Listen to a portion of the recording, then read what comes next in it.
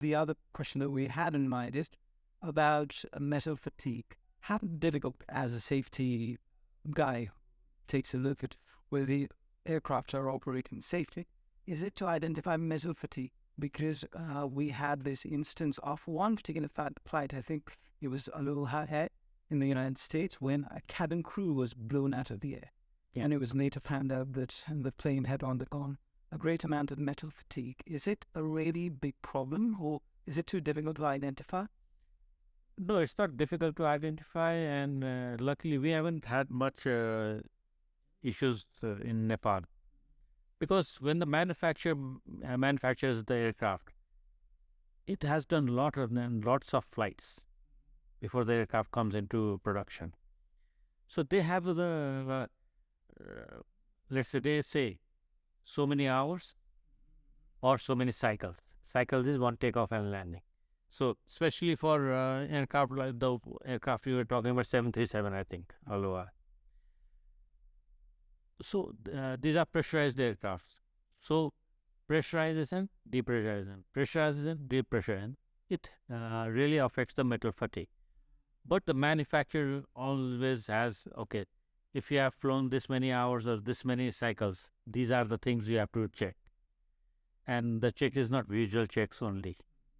There are eddy current checks and various other electronic checks. The checks are there, so that they can find cracks which plain eye cannot see. So all those checks are being done. Now, if an airline is not doing those checks, like with the Aloha, it was not doing all those checks properly. If you cannot go and start checking each and every airline, then it's impossible. So the airline has to do all these checks. The airline people have to. That's why I would suggest here in Nepal also, civil aviation cannot go and start hammering on each and every airline. They should say, okay, you are the ones who are supposed to do. We'll come and do some random checks, and if we find something, we'll just ground it. Okay, onus will now be with the airline. The CEO will now make sure that everything is according to the guidelines.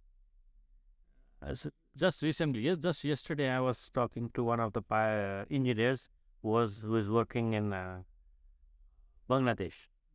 He was saying, before we, Bangladesh also like us, we have tech lock, all those things.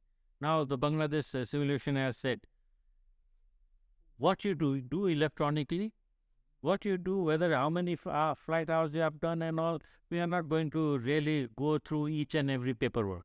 You have to do it.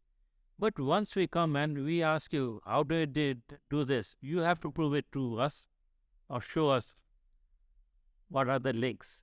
And if we find that we have not done proper work, we will just ground you. Finished. So now it comes to the onus is on the airline, the operator.